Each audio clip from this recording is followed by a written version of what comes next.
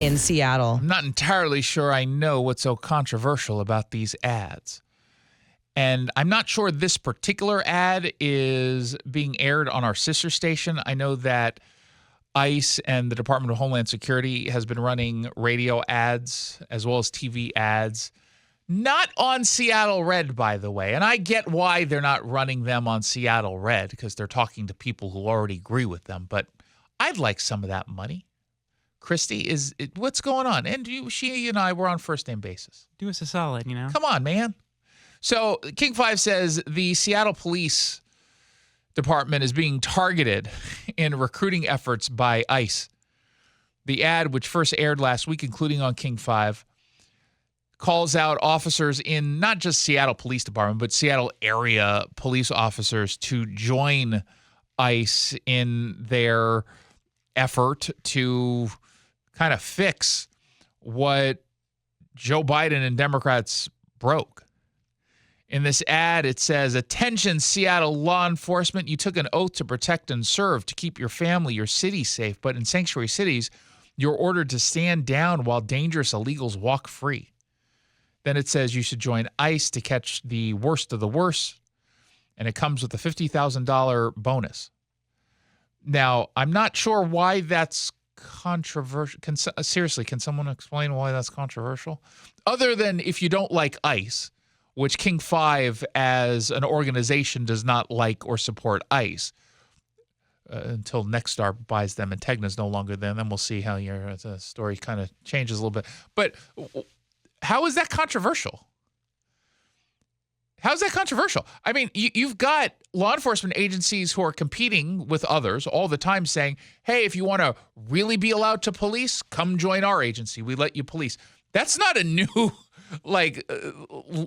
pitch to officers. That's not controversial at all.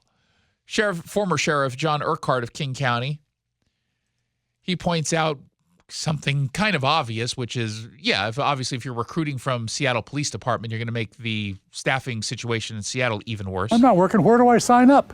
You know, they've got a good signing bonus, up to $50,000. Hey, maybe John's getting back into the swing of things. Send him a text. Say, John, I hear you're joining ICE. More the merrier. Yeah, hey, 50 grand. Look at you. I see you putting in that application. That's not bad. The sheriff's office, my old department, is down about 100 officers. Seattle police are trying to hire 300, 400, 500 officers 600 in the next few years. They're down as well. Almost any department in the area is not at full staffing.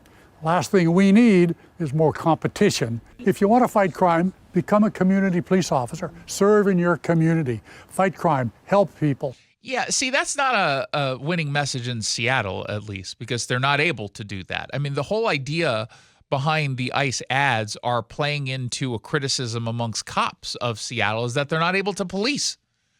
They're not able to police anymore. And we've heard this exact pitch from the Pierce County Sheriff's Office, the last sheriff, Ed Troyer.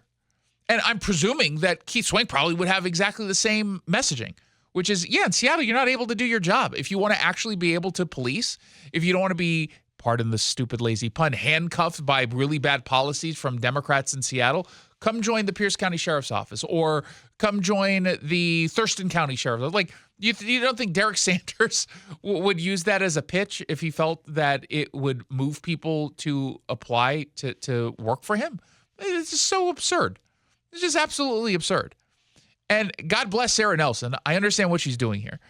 Seattle City Council president, she's running for re-election. She would be wise to, at every point in Seattle, separate herself from Donald Trump. She's not a Trump supporter to begin with, but I know that some people want to pretend that she's a conservative because she's a moderate Democrat. So she's out there saying Trump is trying to deport our neighbors while weakening the progress we've made on public safety as a pretext to sending in the National Guard. I have one message: stay out of Seattle. I give her a pass only because I'm 100% certain the only reason she's saying that is because she's getting unfairly labeled as conservative, and she kind of has to say that. The message itself is ridiculous, so ridiculous. And unfortunately, Seattle has not been in the conversation for having National Guard. And I said this previously. I don't think we should have the National Guard in Seattle. I don't think they've made, at the federal level, a case to do that here at this point. I would love the help. I just don't think it would benefit anyone to bring them in here. Although, let's see how my Fox News schedule goes. If it gets a little light, Tom, here's an envelope with some cash. Send some of the folks over here, Let's find out what else.